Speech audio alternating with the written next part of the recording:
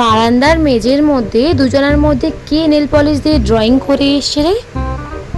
মা, আমি কিচ্ছু ধরিনি। আমি দেখো পড়তে বসেছি, আমি উঠিনি এখান থেকে। আমি পড়াশোনাই করছি। যা করেছে আমার মনে হচ্ছে কি বলতো, দিদি করেছে।